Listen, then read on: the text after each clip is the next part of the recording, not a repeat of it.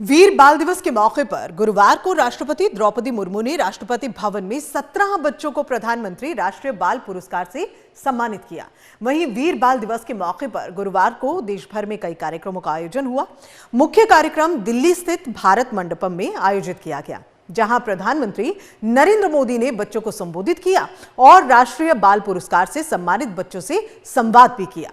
वीर बाल दिवस के अवसर पर लखनऊ स्थित मुख्यमंत्री आवास पर भी ऐतिहासिक समागम आयोजित किया गया, जिसमें सीएम योगी आदित्यनाथ शामिल हुए और वो श्री गुरु गोविंद सिंह जी के साहिबजादों के बलिदान को उन्होंने नमन किया। देखिए रिपोर्ट।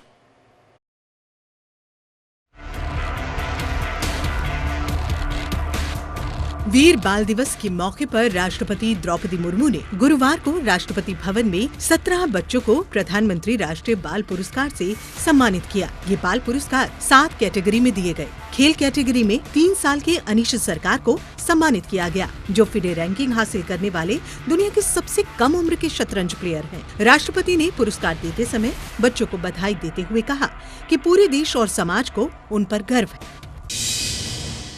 प्यारे बच्चों, मुझे आप सभी पर गर्व है। मुझे ही नहीं, पूरे देश को, पूरे समाज को आप सभी पर नाज है। आपने जो काम किए हैं वो साधारण है। आपने जो हासिल किए हैं वो आश्चर्यजनक है। आप सब जो क्षमताएं हैं वो असीम है। आप सब में जो गुण है वो अतुलनीय है। अपने देश के बच्चों के लिए आदर्श प्रस्तुत किए। आपके बारे में जानकर सभी देशवासियों को प्रेरणा मिलेगी। मैं चाहूँगी कि महिला एवं बाल विकास मंत्रालय द्वारा आपकी उपलब्धियों से सभी देशवासियों को अवगत कराया जाए।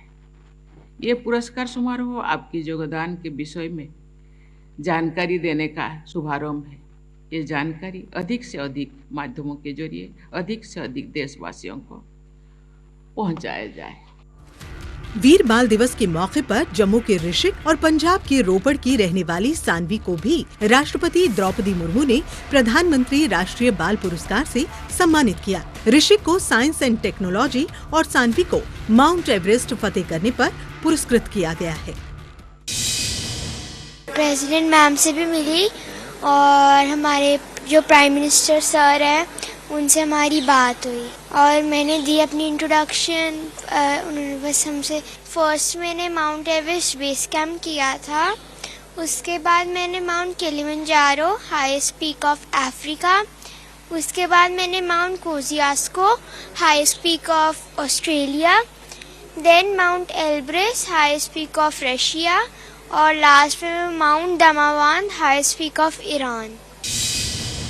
I am thankful to the Honorable President of India, Honorable Prime Minister of India, Government of India and to all the fellows and all the supporters जिन्होंने जब मैंने इनिशियल स्टार्ट किया तो उन्होंने मेरे को सपोर्ट करना शुरू किया और आज तक यहाँ पहुँचाया है एंड आगे भी पहुँचाते रहेंगे। वो I am pretty confident on that. मैंने साइंस एंड टेक्नोलॉजी में साइबर सिक्योरिटी के स्पेसिफिक फील्ड में काम किया है। मैंने 5000 प्लस बच्चों को अपने एडटेक मॉडल के through cyber security education provide की है और हंड्रेड्स ऑफ पुलिस ऑफिसर्स को शेर कश्मीर पुलिस अकेडमी में ट्रेनिंग्स प्रोवाइड की हैं, जिसके अंतर्गत मैंने उनको काफ़ी सारे नए अवेयरनेस प्रोग्राम्स और बाकी साइबर सिक्योरिटी प्रोग्राम्स कंडक्ट करवाए हैं और उनको इफेक्टिव टेक्निक्स बताई हैं। फिर से उनका शुक्रिया अदा करते हैं कि उन्होंने बात करने का मौका दिया और काफ़ी ज़्यादा मौका दिया।